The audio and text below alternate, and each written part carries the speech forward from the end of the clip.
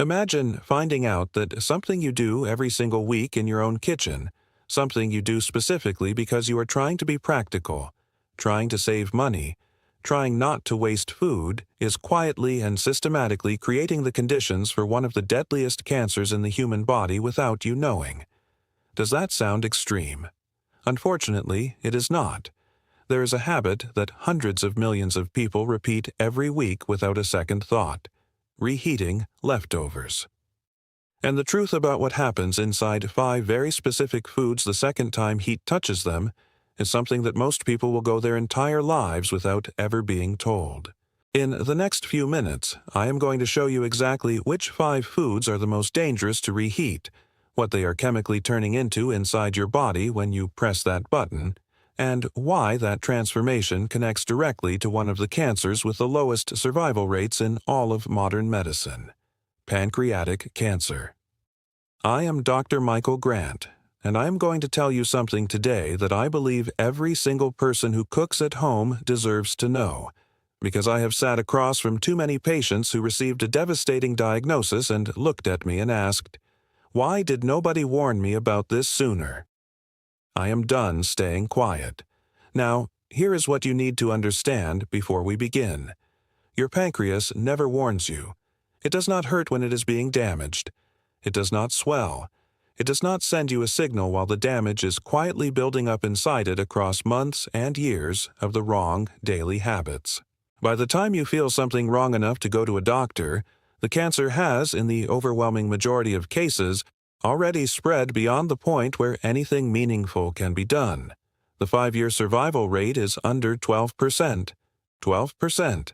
That number is why every single thing I am about to show you matters so much, because at least 3 of these 5 foods are sitting in your refrigerator right now at this exact moment, waiting to be reheated tonight. Let's start with the one that I guarantee is going to shock you the most, because it is something the entire health and wellness world has been pushing you to eat more of for the past 20 years. Think about those crispy golden fries left over from last night, the ones you covered and told yourself you would finish tomorrow, that fried chicken you wrapped carefully in foil because it felt like a waste to throw it away, that leftover spring roll sitting in the corner of your fridge. What do you do the next day? You probably toss it in the microwave, or even worse, you heat a little fresh oil in the pan to crisp it up again. It is exactly at that moment that you activate a chemical process inside that food that your pancreas has almost no defense against. And here's the part that almost nobody tells you. Cooking oils, specifically the ones most people have on their kitchen shelf right now, sunflower oil, corn oil, soybean oil, are highly unstable under heat. When you heat them a second time, they undergo deep oxidative breakdown, and that process generates a class of toxic compounds called aldehydes. The 2 most dangerous ones have names you probably cannot pronounce: 4-hydroxynonenal malondialdehyde. But you do not need to remember the names. You just need to understand what they do to your body. Free radicals released from reheated oil are like hundreds of sparks flying off an out-of-control fire, each one small, flying randomly in every direction, landing on your healthy cells, destroying them from the inside, including the DNA that tells each cell how to grow, when to stop, and when to die the way it is supposed to. When that code is corrupted enough times, the cell stops following instructions. It starts multiplying when it should not. That is how cancer begins. And here is what is terrifying. Your pancreas is one of the most vulnerable organs to this specific type of attack. When you eat food loaded with these aldehyde compounds, your body triggers a full inflammatory response to try to contain the damage. But if you are eating reheated fried food multiple times a week, and I want you to stop right now and honestly think about this, how many times did you reheat something fried just this week? Because here is what that habit is doing to your body every single time. Your body never gets to turn that inflammatory response off. A permanently inflamed pancreas is a pancreas trying to do delicate precision work inside a burning building. Every enzyme it tries to produce, every signal it tries to send, Every cell it tries to protect, all happening in a chemical war zone it was never designed to survive in. Eventually, it cannot keep up. And when it stops keeping up, you do not get a warning. You just get a diagnosis. You might be feeling signs of this right now as you watch this and have been completely explaining them away. A dull heaviness in your upper abdomen after meals you keep dismissing as overeating. An unexplained fatigue that sets in specifically after you eat that you blame on a long day. A vague discomfort just below your ribs that comes and goes, and you have been calling poor digestion. It might not be poor digestion. So, how do you protect yourself? First rule, absolutely non-negotiable. Never reheat fried food in oil. Not fresh oil, not the same oil, never.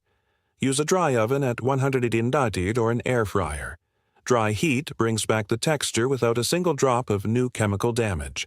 Second rule, frying oil is single-use only. Fry today, throw it away today. Because that comparison, a bottle of oil versus not getting pancreatic cancer, that is the actual choice you are making every single week without even knowing you are making it. Now get ready, because the second food on this list is going to surprise you far more than the first one did. I know this because it is something I myself have recommended to patients for years, something that appears on every superfoods list ever written. Something that every nutrition expert on the planet calls one of the healthiest foods you can eat. And when you reheat it, it turns into something it absolutely should not. Picture Sunday evening. You cook a beautiful pan of sautéed spinach with garlic and olive oil, deep green, wilted perfectly. You feel genuinely good about yourself. You are being healthy. You are eating your greens. You are doing exactly what you are supposed to do. You put the leftovers in a container in the fridge. Monday lunch, you take it out and microwave it for 90 seconds. It smells exactly the same, looks exactly the same, tastes exactly the same. And while you are eating it, that second round of heat has just triggered a chemical reaction inside that spinach that the World Health Organization has officially linked to cancer risk. Here is what is happening inside that container. All leafy greens, spinach, kale, chard, arugula, all of them contain naturally occurring compounds called nitrates. Fresh, they are completely harmless, zero problem. But when you cook these vegetables and let them sit, bacteria naturally present in the food begin converting those harmless nitrates into something called nitrites. And when you apply heat a second time, those nitrites react with amino acids in the food and form compounds called nitrosamines. Burn that word into your head. Nitrosamines. The International Agency for Research on Cancer classifies nitrosamines as probable human carcinogens, and they are genotoxic, meaning they go directly inside the nucleus of your cells and damage your DNA not from the outside, from within the genetic machinery itself. Think of your DNA as the master blueprint your body uses to build and repair everything. Nitrosamines are like someone breaking into the blueprint room every few days and quietly changing one measurement, erasing one instruction. Your repair systems catch most of it, but not all of it. Over months and years of repeated exposure, the accumulated corruptions in that blueprint start producing cells that do not behave the way they should. And here is what is terrifying about your pancreas specifically. Once nitrosamines enter your bloodstream, after that reheated spinach, they travel to every organ your blood reaches, and the pancreas is called into the detoxification effort repeatedly. Week after week, bathing in genotoxic compounds while simultaneously being forced into chronic biochemical stress. How many times this week did you cook leafy greens and reheat them the next day? The fix: eat your cooked greens cold. Cold cooked spinach in a grain bowl, tossed in a salad, folded into a wrap. Every nutrient is still there.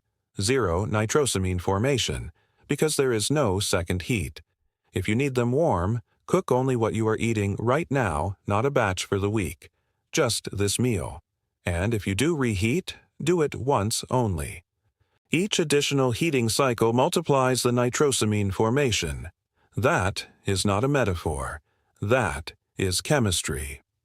Now the third food, and this one I think is going to be the most shocking thing we cover today, because it is the most innocent-looking food in existence.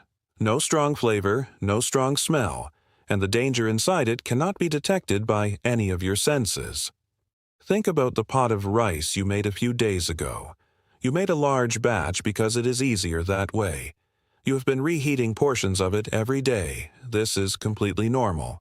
Every household on the planet does this, and hidden inside that rice, from the exact moment it stopped cooking and started cooling, a biological process has been quietly unfolding that most people have never once been warned about. I need to introduce you to a bacterium called Bacillus cereus. This organism is present in raw rice from any supermarket anywhere in the world.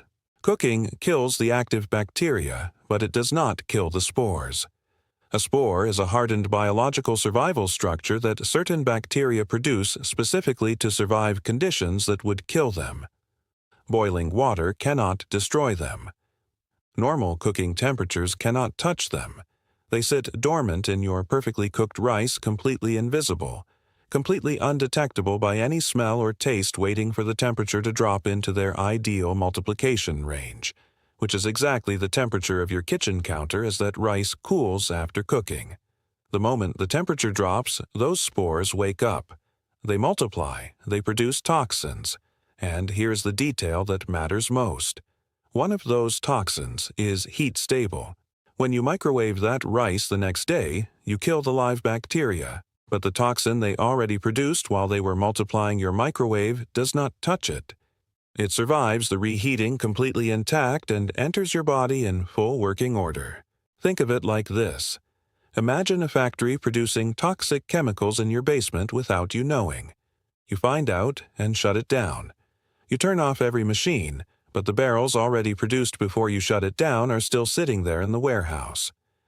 Your microwave shuts down the factory, but the barrels are already in your bowl and you are about to eat them. Now, here is the pancreas connection.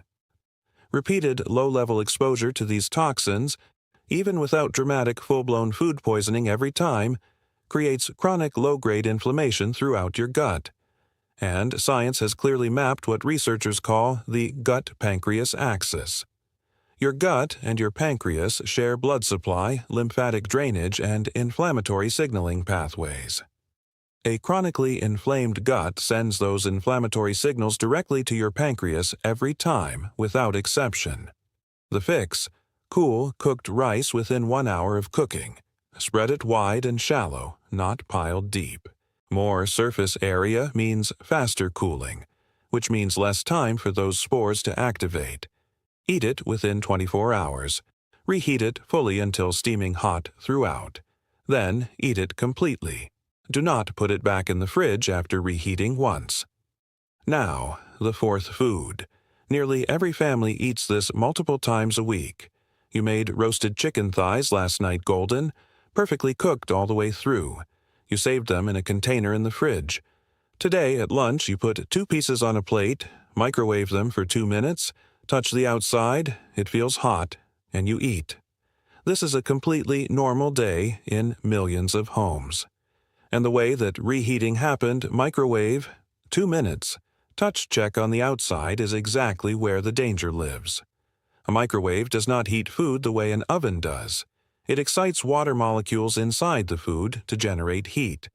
But different parts of the same piece of chicken have different water content, density, and fat distribution. Some parts reach temperatures that kill bacteria. Other parts, just centimeters away, stay at exactly the temperature where bacteria not only survive, but actively multiply. These are called cold spots. 2 bacteria make this specifically dangerous with chicken: Salmonella and Campylobacter. Those cold spots in microwave reheated chicken are warm, moist, protein-rich environments, not death zones for bacteria, but incubators. Repeated low doses too small to knock you completely down, but enough to keep your gut in a state of low-grade chronic inflammation accumulate quietly over years into conditions your pancreas cannot escape. The fix: use the oven, 175 degrees, covered tightly with foil, 15 to 20 minutes. The moist, trapped heat reaches every part uniformly. No cold spots. If you must use a microwave, cut the chicken into small uniform pieces. Use medium power. Stop halfway through and rearrange everything. Then let it rest, covered, for 2 full minutes after heating. Or eat it cold. Now, the fifth and final food, and this one carries not one but 2 completely separate chemical dangers at the same time. Think about roasted potatoes. The first danger is acrylamide, classified as a probable human carcinogen. It forms when starchy foods are exposed to temperatures above 120 degrees. When a potato is cooked once and then refrigerated, its surface dries out. Sugars and amino acids concentrate at that dry surface. When you apply high heat a second time, acrylamide formation becomes more favorable than during the first cooking. The second danger involves starch. When potatoes are cooked and then cooled, part of the starch converts into resistant starch, which is beneficial. But when reheated at high heat, that resistant starch converts back into rapidly digested starch, causing blood sugar spikes. And who responds to that spike? Your pancreas. 2 attacks every single time you reheat those potatoes. The fix: eat cooked potatoes cold whenever possible. If you need them warm, use very low heat, just enough to take the chill off, and never refry an already cooked potato. We have now gone through all 5. If you have been doing these things for years, it is not too late. The human body has a remarkable capacity to recover. Chronic inflammation can come down. Damaged cells are constantly replaced. What matters now is what you do next. When you open that refrigerator tonight, fried food reheat dry, never in oil. Leafy greens eat cold or cook fresh. Rice cool fast, eat within 24 hours. Chicken use the oven or eat cold. Potatoes eat cold or reheat gently. Small habits practiced consistently over time. Your pancreas has been working for you in complete silence every single day of your life, never once asking for anything in return. Start giving it something back. I am Dr. Michael Grant. If this gave you something real today, think of one person you love, your mother, your partner, your closest friend, someone who reheats rice every day and has never heard any of this. Send them this right now, not tomorrow, right now. That might be the most important thing you do today. Take care of yourselves. See you in the next one.